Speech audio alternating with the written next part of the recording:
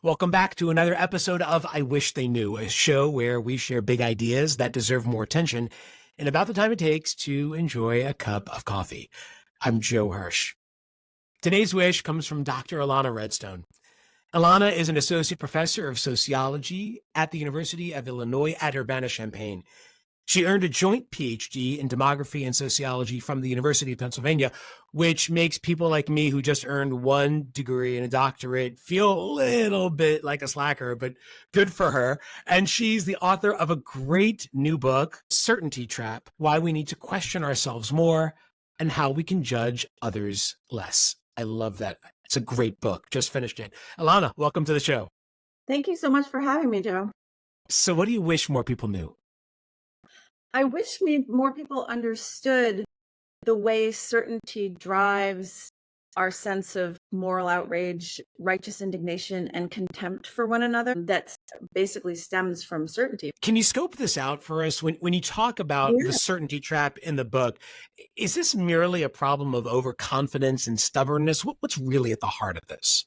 The trap part is really the contempt, right? Like, so there are lots of things that we treat as certain that where there are essentially no consequences. The certainty trap does two things to our thinking. One is it leads us to treat our knowledge as definitive rather than provisional. The other thing that certainty does is it leads us to treat our values, our beliefs, our assumptions as though they're obvious and they don't need to be said out loud. They can't be criticized. They can't be questioned. And that turns out to be a real problem. Okay, so what's keeping us trapped? It comes to all kinds of other issues that we face in the workplace, in our families, in our communities, and all of the places people gather, particularly when you're talking about heated issues. All of that stuff that we treat as so obvious it doesn't need to be said or even thought through clearly turns out to really matter. So we have this contempt because we think perhaps that they should know this. They should obviously understand this, and they should have already considered all of the possible angles that we've considered. So we approach them with way too much certainty and a lot of contempt. A lot of contempt. In the book, I talk about three fallacies. So one is the settled question fallacy, which is basically what I described. It's treating our knowledge as definitive rather than provisional. Also treating the answers as though they're obvious, our preferred policy or whatever is all upside and no downside. All of these kinds of things would fall into the settled question fallacy.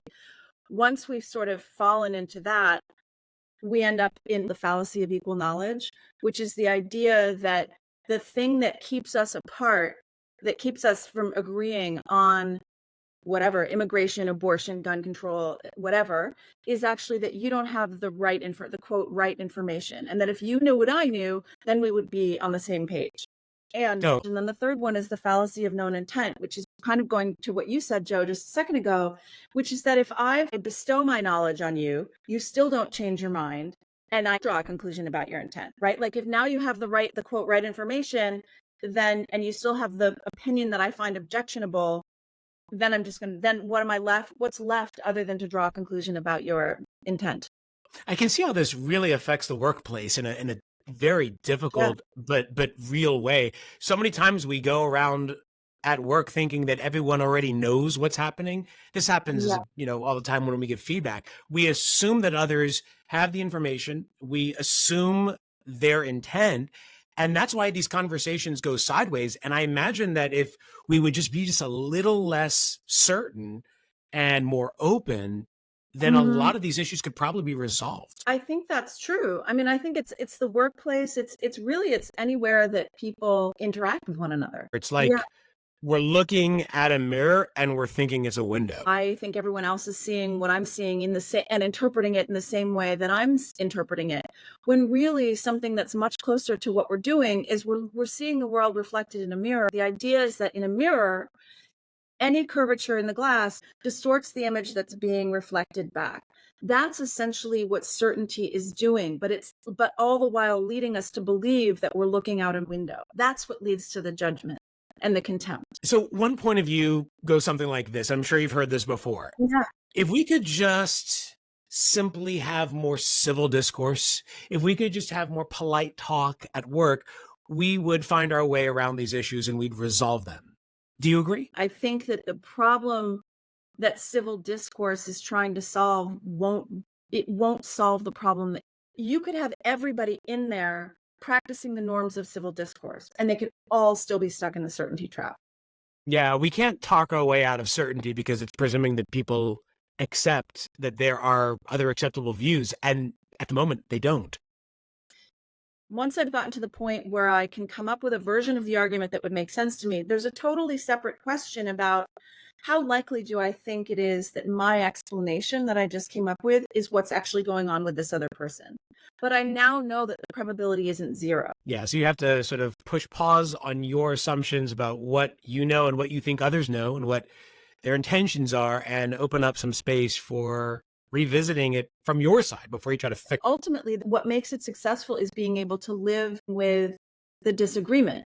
It's not about finding agreement. And which is why I think the way we know that we need to question, clarify, or challenge our own thinking is our sense that the answers are obvious, easy, right. There's that anybody who disagrees is hateful or an idiot. That's your cue to, again, either challenge, question, or clarify your own thinking. So basically, we agree to disagree, just with less contempt. So it's not just agreeing to disagree. It's a commitment to sort of thinking through and being clear and precise about where, for whatever the issue is, where that point of departure is. And usually there's some assumption in there, particularly on heated issues, there's some assumption or some claim either about what is in the world or what should be in the world that can define that point of departure. And I think that's fantastic. And what I really found inspiring about the book is that much of this is learnable. And the optimistic view of all of this is that we can actually begin to prepare ourselves to think like this, to be less certain, to be less contemptuous of others, to find that point of departure where we might disagree. What are some ways that we can actually do that? You have some strategies in the book to help us get there. One is, I think, paying attention to your own sense that the answers are obvious, that the other person is an idiot. Whatever that sense is kind of your cue to say, okay, well, actually, what's going on with me? What's going on in my own head? What are the assumptions that I'm making? What am I trying to optimize for? What are my values? What am I taking as given? What am I treating as certain? Right. And sort of being clear in your own thinking. And so sort of paying attention to that cue. I would say also asking yourself, is there another possible explanation for whatever, for this, for this person's opinion on immigration? And maybe they're xenophobic and hateful, but is there another possible explanation? What would it mean to be wrong? Right. So like getting in that, being, I would say also like committing to avoiding those two fallacies. One being to not assume that the person just doesn't have the right information. And then the other is not making assumptions about people's intent, because at the end of the day, we just don't know. Sometimes we ourselves don't even know. And so avoiding those and trying to think clearly about what is the value when I bump up against something that I find objectionable. What is it? What is the principle that I'm holding on to, that I'm treating as given or certain? Being willing to question your thinking doesn't mean that you have suddenly changed your mind, right? Like, so giving yourself the freedom to understand that questioning something doesn't necessarily mean disagreeing with it, and rolling through an idea doesn't necessarily mean that you're endorsing it. The book is The Certainty Trap, and the author, and I am certain that you will be a little bit less certain as a result of this conversation, is Ilana Redstone. Ilana, thanks for sharing your wish with us today. Thank you.